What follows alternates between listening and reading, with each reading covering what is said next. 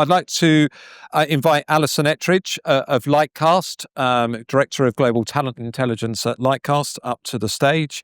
And she's going to talk about how companies are using becoming a skills-based organisation to support career pathways. Alison, over to you. Hey,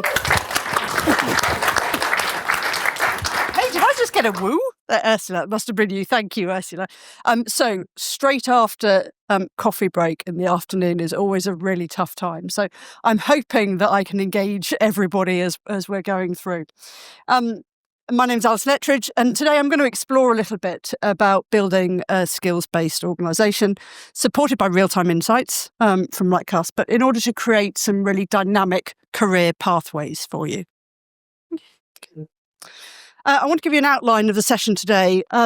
I'll start by talking about what is a skills-based organisation. I know some of you put your hands up there earlier. I'll talk about some of the mistakes that we see clients make in this space. It's actually really easy for things to go wrong in this space. We'll talk about you, right? What is the role of people analytics in skills-based hiring and becoming a skills-based organisation? Because you are pivotal in making this work. And then I'll give you some real-life examples. And I put on here conclusion and Q&A, but actually I think we're doing a Q&A at the end of the day.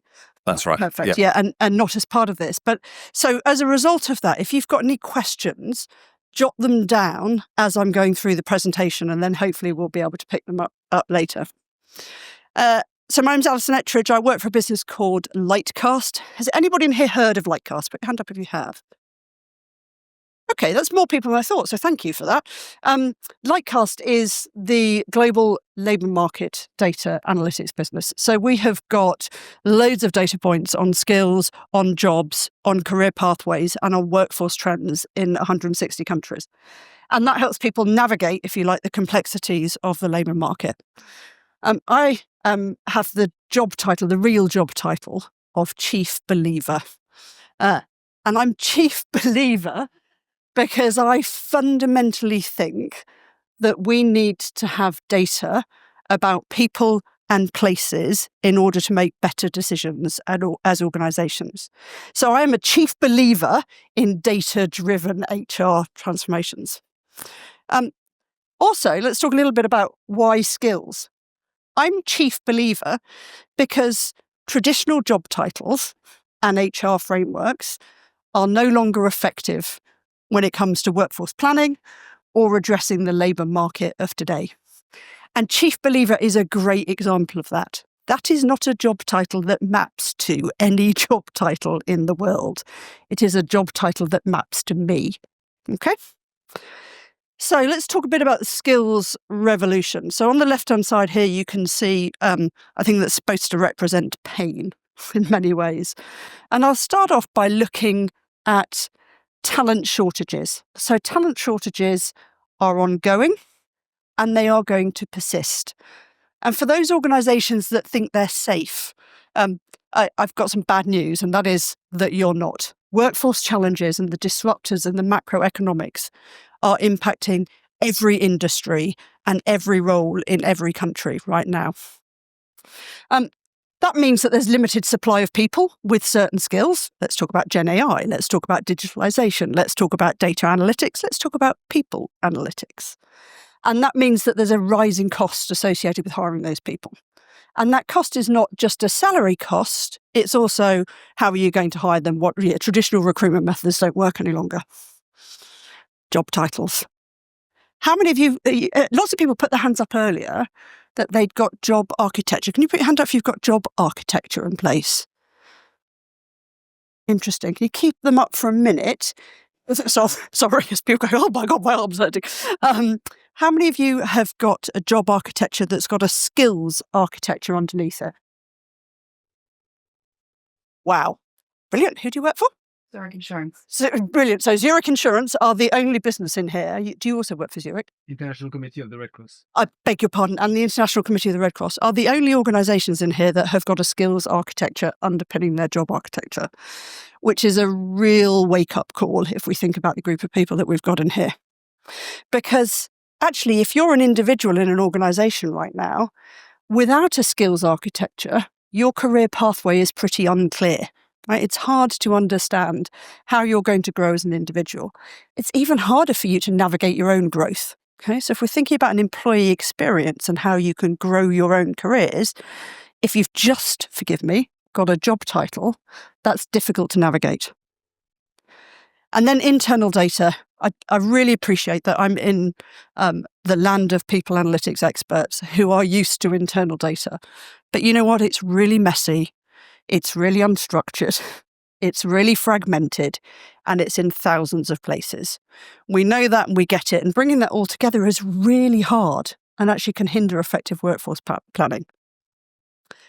So what's the solution? The solution is skills, right? And let's just think about how that impacts us from a people analytics perspective. You need to be able to understand talent trends in order to keep your business relevant in today's labour market. And that helps you to extend the talent pipelines that you have got. A skills-based approach helps you to really understand what are the gaps that you've got as an organisation and how can we address those gaps. So David talked this morning about A, B, C and D people analytics. If you're an A team and you're delivering business problems and helping to understand business outcomes, actually helping to address the gap of workers that you need to deliver your business strategy is pretty high up on the agenda.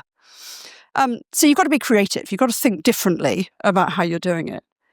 And in today's world, you need to allow your employees to navigate their own careers. So you need to be creative with helping their employees to understand how they're growing. And we'll talk through some real examples a bit later of what companies are doing in this space. And then finally, this is my biggie. This is my world. Okay? Internal data without external data has no context. And I can't think of any other data where you wouldn't have context before you used it to make a decision. So just keep that in mind as we're going through this process. You've got to have external context. Lightcast is the only organisation who works with enterprises, with labour market and with educators. And what we're seeing is a convergence of people and of work and of learning. And if our mission is to unlock the possibilities of the labour market, you can't do that if those things don't have a common language. And so we've created this common language. Skills is what we think is the connective tissue that connects people with work and with learning. Because once you've got a common language, you can start to unlock the possibilities and the downstream user cases within your organisation. Broke net. There we are. I thought I'd done it already. Let's talk about the business case for a skills-based approach. And forgive me, I know that I'm kind of selling a little bit on why skills, but I think in today's market, based on the fact there are only two businesses in here that are in this place, we all need to be thinking about it. Let me give you an example. In the last 3 years, the top 20 skills of every role in the UK has changed by at least 30%. That's in the last 3 years. What on earth is it going to be like in 4 years or 5 years? But I can guarantee that the job titles have stayed the same. Okay, so let's just take that as a context. So why skills? Okay, if you understand your organisation through the lens of skills, then actually you can adapt more quickly to what's going on in the labour market. Right, so that change in the number of skills within a particular role allows you to be more flexible than if you're following rigid job titles. It helps you to think about the whole employee. So don't think about Alison as, what am I?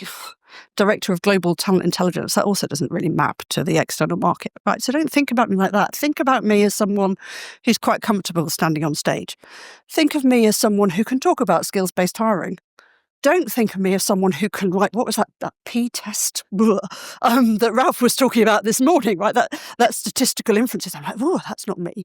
So we are a collection of different things and not just a collection of job titles. And then ultimately, right, we can increase employee engagement. We can think about focusing on skills.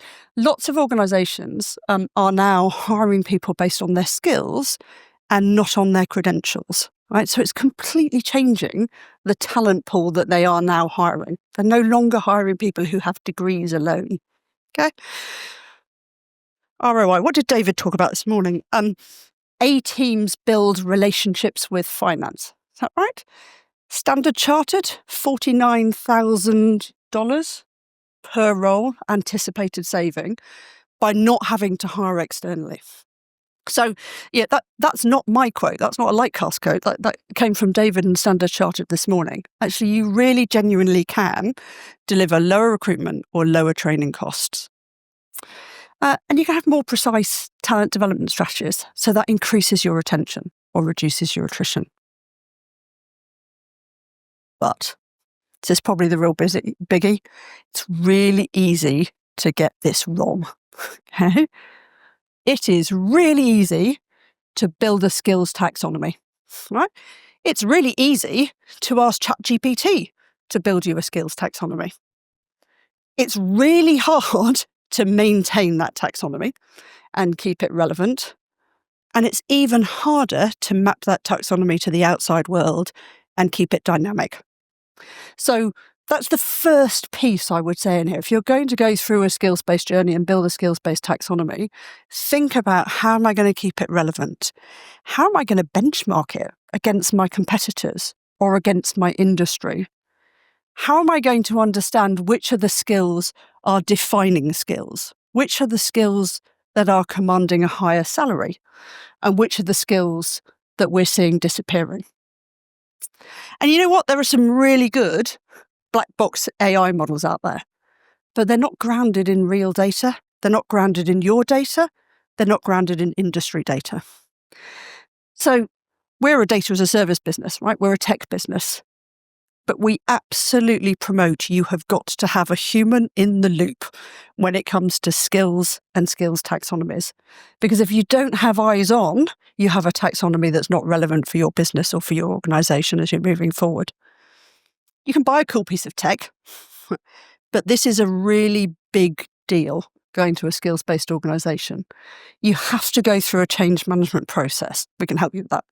You have to really understand what is our why as an organisation? Why are we doing this? Actually, may I ask you, why did Zurich implement a skills-based organisation? Probably similar to other people. We have a focus on the future of work and, reskilling, very similar to the Credit Suisse story. We understood the cost of recruiting externally versus reskilling internally. So it's to enable people to navigate their own career paths and reskill for the future. Love that. Thank you. And the International Committee for the Red Cross, I think I got that right. Yeah, similarly, when we deploy people to the field, we want to make sure that they have the right skills so that they can save lives and be effective on the fields. Well, it's hard to follow that. But yeah, really interesting, isn't it? So navigating my career and preparing myself for the future is the why for most organisations that we work with, which is why I'll talk to you a little bit about career pathways. We'll talk about this a little bit, but Lightcast data is updated every month. It's grounded in real technology. It is open source, so anybody can go in and play with the Lightcast skills data. We'll give you a bunch of resources afterwards, and you can go in and see what it means. But we think it's really real world, so we map your skill and your title and your context. This is the last bit where I'll talk about us really as a business, and I'll go into more details. But on the left-hand side, I've been told not to walk around. Sorry, keep marching around. On the left-hand side, we map to industry codes. So, in some places they're relevant. You see a bunch of government data. And you know what? Government data is really solid. It's really strong. It's really grounded. We shouldn't dismiss it. But it's not granular enough as people analytics teams for it to mean something necessarily for your organisation. And then on the right-hand side is what we call the Lightcast data. So this is built from market data. It's built from postings. It's built from profiles. It's updated every month. And the occupations, if you like, is what they do. The titles is what they're called. And the skills are what are the skills that are required in order to deliver the work. Okay? And when you bring that together and you aggregate it, then you've got data that's in a language that is relevant. People in this room, you've got a really unique role to play within your organisation when it comes to building a skills-based journey. And that is context. If I go back to that idea of context, because magic happens here when your internal data, internal data maps to your external data. Okay? That's where the context comes into play. So I'll give you a couple of examples. We did some work for a major tobaccos business who'd built a brilliant predictive attrition model, right? Really good predictive attrition model based on their internal data. We overlaid that with salaries, market trends, competitors, supply to demand data for the external marketplace, and then they combined those two things together. And that completely changed their predictive attrition model, because what it did was it brought context to what was likely to happen to their organisation based on the external world. Give you another example. Talk this morning, IBM was one of the examples you gave this morning, David, where you'd reduced time. It was an AI agent, had reduced time for them to understand how to promote and when to promote people. Let's take that same model. When do I promote someone, and what is the how much of the skills have they got? So are they 80% of the way there, or are they 100% of the way there? And let's say in the external market, if you're 100% of the way there, you command a salary premium of 40%. Would that change your model on when you promoted people internally? Almost certainly, because actually you're then saying, okay, we might not lose this person at this stage, but we are likely to lose them when they've made up those skills, when they've got to 100% skills. But equally, it's going to be more expensive for us to hire somebody in now than it is for us to promote that person and train them and develop them and work with them on their career pathway. Make sense? So when you've got a common language, right? So if you think about the Lightcast common language, we're taking skills data, we're mapping it to your organisation, and we're then saying, okay, let's put that through your HCM system. Okay, so we partner with 180 HR tech businesses who use the Lightcast titles and skills taxonomies, and we're the only organisation that partners with Workday, with SAP, with UKG, and I've missed one out, so forgive me. Thank you, and Oracle. Thank you for that.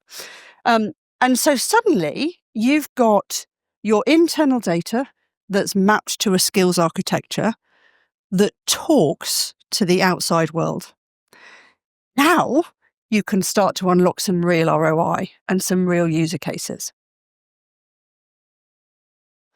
So in the middle here, we've got this box of centralized insights, and you've got internal intelligence and you've got external intelligence.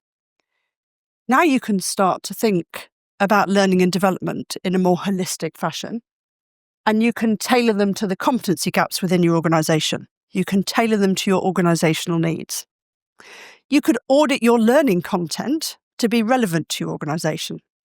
We had one client who still had learning content on Cobalt, right? They'd taken their on-server premises away 7 years ago. It's like, why are you generating this learning content in order for you to do that? They weren't bridging the gap between their organisational need and their learning content. You can have real conversations. So imagine being able to encourage your line managers to talk about skills mapping and competency framework instead of, are you good at your job? Are you bad at your job? What are your performance metrics? It opens up a different conversation between line manager and between employee. You can use data, right? We're all a fan of data. I'm a chief believer in data. But you can use data in a different way, because you can really start to draw insights on data that's based on your internal data, but also allowing for the fact that we're introducing labour market data as well. And let's not forget that the labour market of today is changing at a pace that we have never seen it change at before. And then finally, you can start to build some really agile performance metrics about what your organization is doing, how you're performing, what are your skills gaps, and how are you going to address those. This is a really confusing slide, so forgive me. There's a lot of information on here. But at the top, you've got all of your different stakeholders. So everybody from talent acquisition, learning and development to DEI, workforce planning. Right? So these are all of the stakeholders for your performance analytics. For those people taking pictures of this, wait a minute, because it gets more complicated. Okay, but if you start to bring in skills data, then it starts to look different again. And you know what? As organizations, you have already got loads of skills data sitting within your business, but it's trapped in its user case within each of those different systems. So your learning management system will have skills data in it. Your talent acquisition system will have skills data in it. Your CRM system will have skills data in it. But it's all in a completely different language. So it's really hard to draw insight from it. And it's only when you've done that, when you've brought all of those things together, that actually you can start to think differently about your strategic workforce planning. And you can genuinely have conversations about, do we build this skill? Do we borrow this skill? Do we buy this skill? Or do we bot this skill? Okay, there's no more build on that. So if people want to take a picture now, is a good time. Okay. So what does that mean in the context of career pathways? So a traditional career pathway followed a linear progression, right? So as an employee, you would climb the corporate ladder, okay?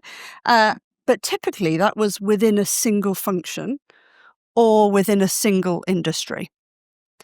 What this enables us to do is actually move away to a much more dynamic career growth. So instead of rigid job titles, instead of having just a single function, you can start to say, how can I move across my organisation? And what we're seeing is more opportunity for internal mobility within organisations. We're seeing an increase in gig work. Within even large organisations who are saying, hold on a minute, we could give our employees project work, we can give them gig work in order for them to grow their careers and change what they're doing. We can give them learning and development that is genuinely tailored to what it is that they want to do. So we're seeing this concept that's called, skill stacking, right? Let me redefine my career success. Let me redefine what I want to do. A traditional career path, I'm just going to flick through this slide, but bless you. A traditional career path on the left-hand side would show a junior developer growing into a senior developer, growing into a team lead, and then probably growing into an engineering manager. Okay, and promotions would be made based on tenure or based on linear progression and their formal education. In a skills-based environment, so this non-traditional environment, actually we can see people with coding skills, self-learning or entering tech roles without a degree. We could see the skills that they're saying, hold on, I've got these skills, but these are the skills that I'm missing. We could start to see what are the skills in the external market that are commanding higher salaries. And so actually you can start to change the way that you think about your career. So a data engineer or a data analyst or a people analytics analyst may become a machine learning engineer by developing Python or developing AI skills. So it's completely different career pathways to those that we've seen historically. Standard Chartered beat me on the examples I'm going to give, so I'm a bit cross about that. But let me show you here some case studies. So the top one here is for a large retail organisation that we will all have heard of. And a typical career path would have been a retail associate to a store manager to a regional manager. But actually what they've done is developed e-commerce skills, they've developed digital marketing skills, they've developed SEO skills within their store managers. And that has meant that their store managers have moved into operations or tech-driven retail careers. And as a result, they've saved $13,000 per employee. So they've reskilled their store managers who they were losing to the external market, put them into roles that they would otherwise have to have hired, and they've saved $13,000 per employee. This is an organisation that's got more than 500,000 employees. So let's stack that up. The numbers become quite interesting. So connecting with finance becomes a different conversation. Give you another example. So a logistics and manufacturing business here, so slightly higher, but this was about an organisation that typically would have said, we need on-the-job skills. But actually, if you're in manufacturing engineering, learning about IoT, learning about Gen AI, learning about robotics, Sandvik talked earlier, right? Completely different skills to the skills that you would have needed in that organisation 10 years ago. So £20,000 to £35,000 per employee. And then this is just a really simple example. This is the average saving from a US investment bank who eliminated the degree requirement. And they saved $16,000 per hire just by removing that requirement. Give you one quick example, which is Pernod Ricard. So for those of you, who in here has heard of Pernod Ricard? It's time to do a bit of hands up. Okay. Who in here has heard of Beefeater or Jameson's or Malibu? Yeah, there we go. Right. So they are a premium spirits company. They've got more than 200 brands.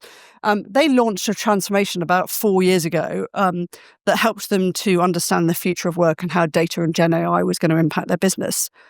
But in order to do that, they needed to have a skills architecture. And so we worked with them to build a skills architecture and help them transition.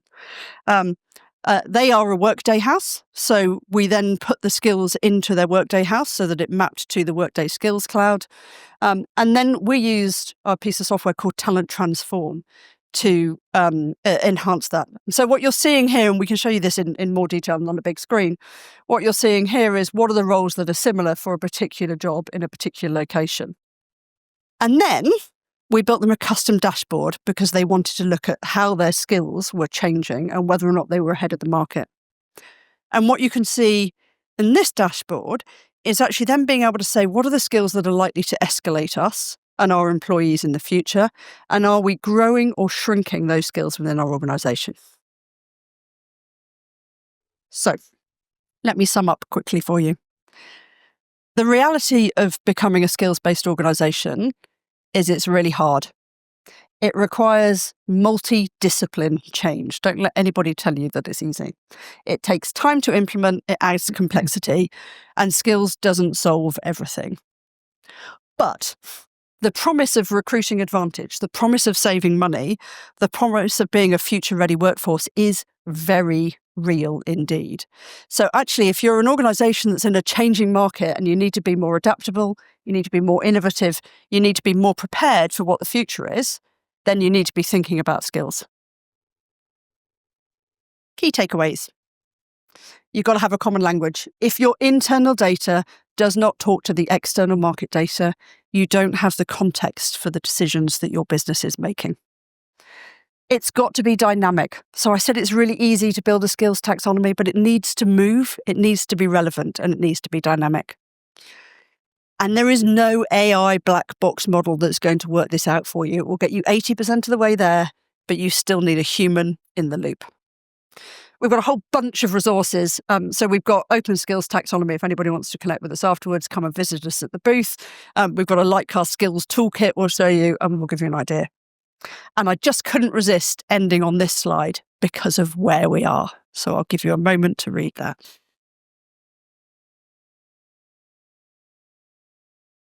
So the Switzerland of the global skills tech market. Please come and see us at our booth. We're just next door over the next day or so to discuss it. Download the free resources that we've got. Connect with me and we can continue the conversation beyond this session. Thank you.